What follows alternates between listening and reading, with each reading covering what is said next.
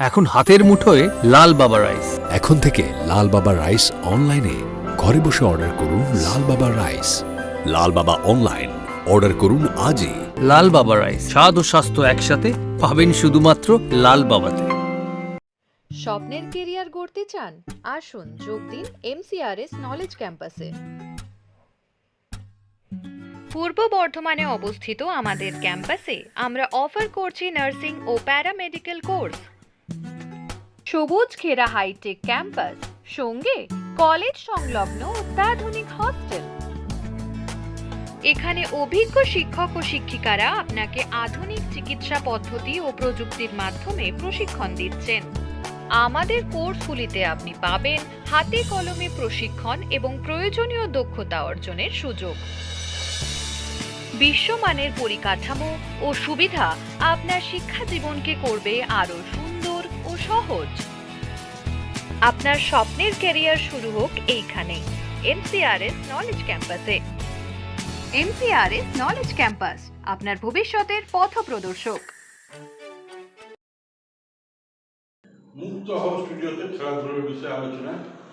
আজকে অ্যাথলেট এখন যেহেতু শীতকালে বিভিন্ন মাঠে দেখা যায় কোর্স হয়, স্কুলে কোর্স হয়, কলেজে কোর্স হয়, বাৎসরিক কোর্সগুলো হয় এবং সেই কোর্সগুলোয় অ্যাথলেট যারা থাকে দৌড়, তারপরে long jump, high jump, javelin, এই ধরনের যারা সারা বছর প্র্যাকটিস করে তারা এই বাৎসরিক যে প্রতিযোগিতাগুলো হয় সেখানে তাদের প্রতিভা তারা দেখাবার সুযোগ পায় এবং সেখানে তারা ভালো প্রতিভা দেখাতে পারলে তারা ভালো যদি অর্জন করতে পারে তাহলে আগামী দিনে তারা আরও বড় প্রতিযোগিতায় যাওয়ার সুযোগ পায়। অ্যাথলেটিক্স নিয়ে আজকে যে আলোচনা, আমরা যদি বর্ধমান শহরের দিকে তাকাই, আমরা বর্ধমান শহরে অ্যাথলেট প্রশিক্ষণ হয়। অ্যাথলেট প্রশিক্ষণ বর্ধমান শহরে হয়, বর্ধমান জেলা ক্রীড়া সংস্থার উদ্যোগে অ্যাথলেট প্রশিক্ষণ হয় এবং তাছাড়াও অন্যান্য মাঠে কিছু ব্যক্তিগত উদ্যোগেও অ্যাথলেট প্রশিক্ষণ হয়। বর্তমানে যারা অ্যাথলেট প্রশিক্ষণ দেন তাদের মধ্যে যদি বলা যায় উল্লেখযোগ্য যেমন আছেন লুৎফা বেগম আছেন, তারপরে গোপা সাহায়, এনারা আছেন ডালিয়া বেগম, এরা সবসময় অ্যাথলেটদের পাশে থাকেন। নতুন প্রতিভা, কম বয়সী প্রতিভা, তাদেরকে তারা নানা রকম পরামর্শ দেন, তাদেরকে শেখান, কারণ তারা একসময় ভালো অ্যাথলেট ছিলেন বিভিন্ন জায়গায় গিয়ে। এই লুৎফা বেগম, তারপরে doctor Gopa Sahara, doctor dahlia Begum, তারপরে মারুফ চৌধুরী, এরা সদানন্দ রাউত, এরা কিন্তু আমাদের বর্ধমান শহরের একসময় যে অ্যাথলিট প্রতিযোগিতাগুলোয় বর্ধমান শহর থেকে বিভিন্ন জায়গায় গিয়েও তারা কিন্তু পদক এনেছে। এখন আমরা বর্ধমান শহরে ইদানিংকালে আমরা অ্যাথলিটদের যে প্রতিযোগিতাগুলো হয়েছে সেই নিয়ে আলোচনা করতে গেলে আমাদের আলোচনা করতে হবে যে এই কয়েক মাস আগে 19শে অক্টোবর, সম্ভবত 19শে অক্টোবর, ঠিক দুর্গাপুজোর পরেই বর্ধমান শহরে একটা মেয়েদের ম্যারাথন হয়েছিল। সেটা হচ্ছে মিনি ম্যারাথন। যেহেতু উল্লাস মোড় থেকে মিউনিসিপ্যাল বয়েজ স্কুলের যে মাঠ সেই পর্যন্ত যে ম্যারাথনটা হয়েছিল প্রায় 5 কিলোমিটার, সেটাকে মিনি ম্যারাথন হিসেবে আখ্যা দেওয়া হয়েছিল। সেই মিনি ম্যারাথনে 14 বছরের উপরের মেয়েদের একটা প্রতিযোগিতা হয়েছিল। সেখানে কিন্তু আমরা দেখেছিলাম প্রায় 82 জন মেয়ে সেখানে তারা রেজিস্ট্রেশন করেছিল, নাম দিয়েছিল এবং সেই নাম যেমন বর্ধমানের ছিল, বর্ধমান শহরের ছিল, বর্ধমান জেলার ছিল এবং আমাদের বর্ধমান জেলার পাশাপাশি আমরা দেখেছি হুগলি জেলা ছিল, উত্তর 24 পরগনা ছিল, দক্ষিণ 24 পরগনা ছিল, মুর্শিদাবাদ ছিল, বীরভূম ছিল।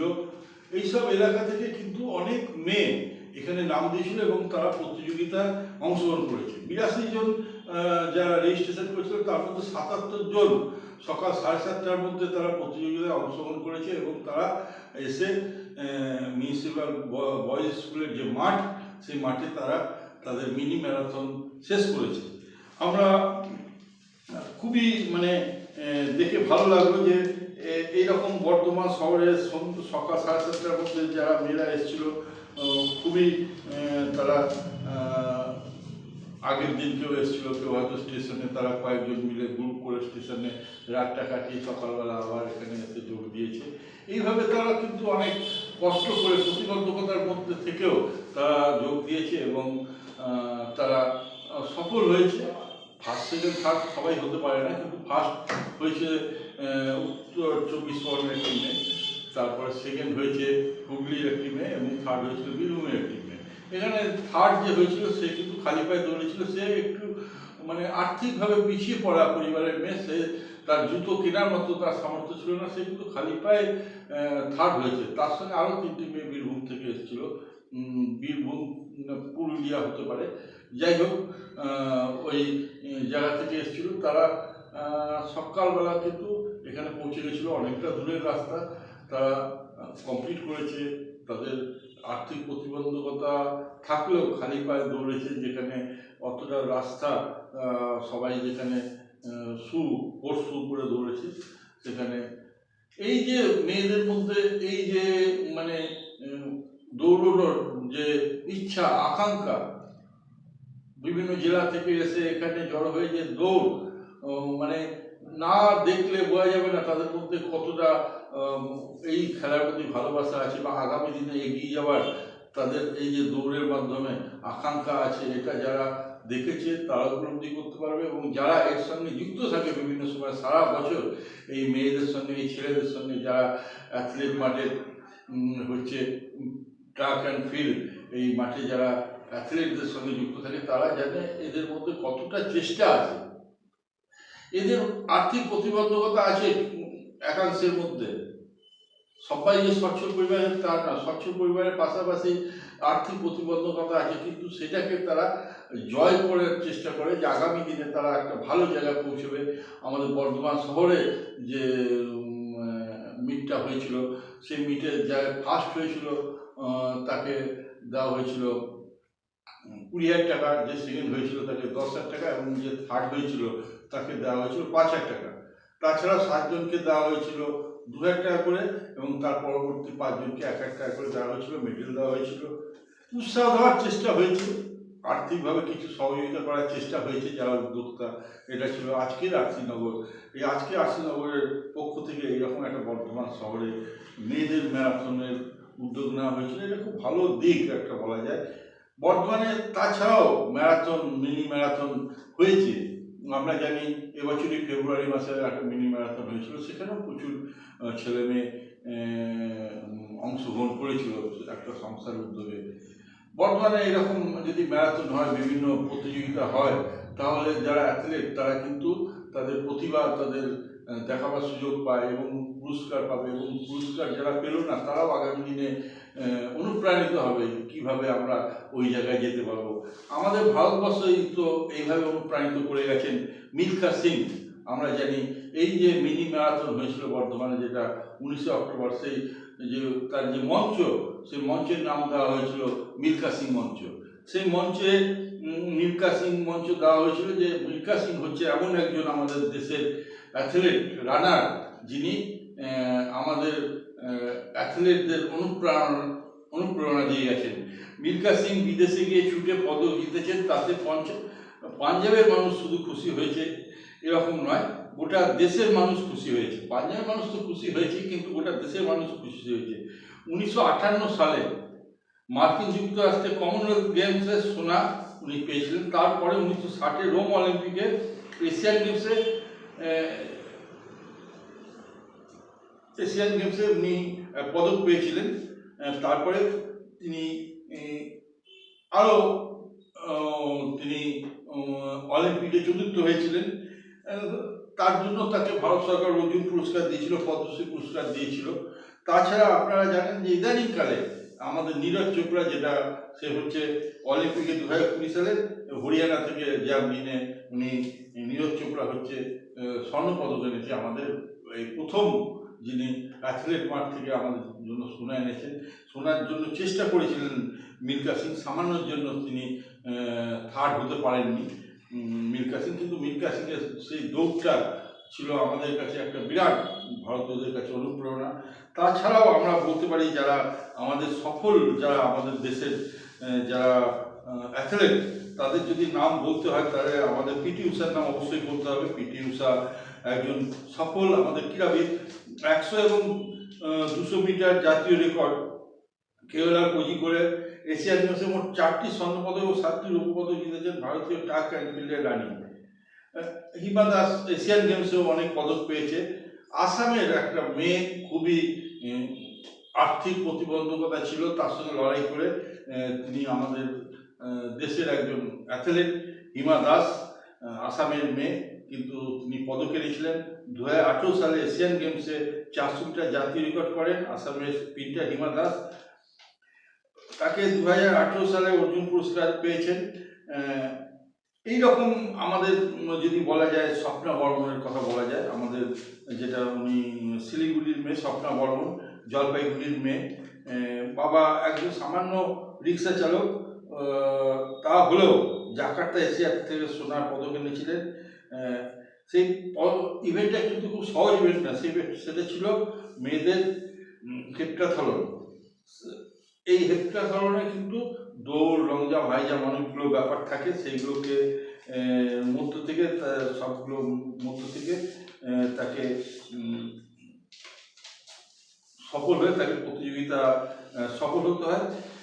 এর জন্য যেমন ভালো কোচ দরকার, আমরা জানি যে আপনাদের বললাম যে ভালো প্রশিক্ষক অবশ্যই দরকার। আমরা সেরকম পাশাপাশি এই আমাদের বর্ধমানে যে আমরা দেখলাম যেটা মেয়েদের মিনি ম্যারাথন হয়েছে, এখানে কিন্তু বর্তমানের যারা অ্যাথলেটের প্রাক্তন অ্যাথলিট, তারা কিন্তু সেখানে সহযোগিতার হাত ধরে দিয়েছে।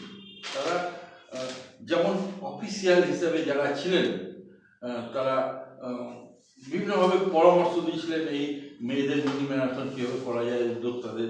তাছাড়া তারা যেদিন এই মিনি ম্যারাথনটা হলো সেদিন কিন্তু তারা অফিসিয়ালের কাজ করেছেন। তাদের মধ্যে যদি বলতে হয়, তারা অন্তু চক্রবর্তী, মারুফ চৌধুরী, রঞ্জন বাগ, প্রভাত মালিক, সঞ্জয় দে, দেবব্রত রাউত, সদানন্দ মণ্ডল, ডাক্তার শহীদুল হামিদ, ডাক্তার গোপা সাহা রায়, শিবুরুত্পা বেগম এবং ডালিয়া বেগম, এরা সেখানে জাজমেন্ট করেছেন অফিসিয়াল। তারা সব দিকটা দেখেছেন, মেয়েদের ফার্স্ট, সেকেন্ড, থার্ড, প্রথম 15 জনকে ওনারা বেছে দিয়েছেন। এই অফিসিয়াল যারা আছেন তারাও কিন্তু একটা খুব সুন্দর ভূমিকা এখানে পালন করেছিলেন। আসলে খেলাধুলোর ব্যাপারে যারা ভালোবাসে, খেলাধুলোকে যারা একসময় খেলেছে, তারা পরবর্তী সময় খেলার জন্য যে কোনো রকম সহযোগিতার জন্য তারা সবসময় হাত বাড়িয়ে দেয়। তারই উদাহরণ রেখেছেন আর কি আমাদের বর্ধমানেরই একসময়ের কীর্তি যারা অ্যাথলেট, এবং এখন যারা বিভিন্ন সময় বিভিন্ন অ্যাথলেটদের পাশে থাকেন, তাদের পরামর্শ দেন। সেই ডালিয়া বেগম, লুৎফা বেগম, শিবুরুদ্র, গোপা সাহারায়, সাইদুল আমিন, সদানন্দ মণ্ডল, দেবব্রত রাও, সঞ্জয় দেব, প্রভাত মালিক, রঞ্জন বাগ, মারুফ চৌধুরী, অন্তু চক্রবর্তী, এদের সহযোগিতা সবসময় বিভিন্ন প্রতিযোগিতায় এরা থাকেন, যান। এরকমভাবে আমরা বলবো যারা পুরোনো দিনের খেলোয়াড়, পুরোনো দিনের অ্যাথলিট, তারা যেন সহযোগিতার হাত বাড়িয়ে দেন। নতুন প্রতিভাকে তুলে আনার ক্ষেত্রে তাদের অবদান অবশ্যই আছে এবং আগামী দিনে তাদের অবদান থাকবে। এবং নতুন প্রতিভা যারা আছে তাদের জন্য প্রতিযোগিতামূলক যে ইভেন্টগুলো, সেগুলো যদি আরও বেশি বেশি হয় এবং সেখানে যদি কিছু আর্থিক মূল্য দেওয়া যায়, কারণ আর্থিক ব্যাপারটা খুবই একটা দরকার। তাদের অনেকের পারিবারিক অবস্থা এমন যেখানে কিছু আর্থিক সহায়তা তাদের পেলে তাদের নিশ্চয়ই আগামী দিনে এগিয়ে যেতে তাদের সহযোগিতা হয়। অনেকের প্রয়োজনীয় কিটস থাকে না, অনেকের প্রয়োজনীয় শু থাকে না। এই ব্যাপারগুলোর জন্য কিছু আর্থিক প্রতিযোগিতায় আর্থিক পুরস্কার থাকা ভালো। যারা দিতে পারবেন তাদের ক্ষেত্রে এরা দেওয়াটা খুবই ভালো। এবং বর্তমানে যে মিনি ম্যারাথন হলো, এরকম অন্যান্য ইভেন্ট শুধু রানের জন্য হলো, আমরা লং জাম্প, হাই জাম্প, তারপরে হার্ডেলস, তারপরে আরও যে ট্র্যাক অ্যান্ড ফিল্ডের জ্যাভলিন, এইগুলো করার প্রতিযোগিতা হয়, কিন্তু আরও বেশি যদি প্রতিযোগিতা হয় তাহলে মনে হয় অ্যাথলেটরা, বর্ধমানের অ্যাথলেটরা যেরকম সুযোগ পাবে। এবং আমরা এই মিনি ম্যারাথনে দেখেছি আমাদের বিভিন্ন জেলা থেকে এসেছিলেন, সেরকম বিভিন্ন জেলা থেকে আসবেন, একটা প্রতিযোগিতামূলক হবে, তারাও বুঝতে পারবেন যে কী ধরনের প্রস্তুতিতে তাদের আগামী দিনে নিতে হবে। কারণ আমাদের যে মিনি ম্যারাথন হয়েছিল সেখানে যে ফার্স্ট হয়েছিল সে 17 মিনিট কয়েক সেকেন্ড নিয়েছিল।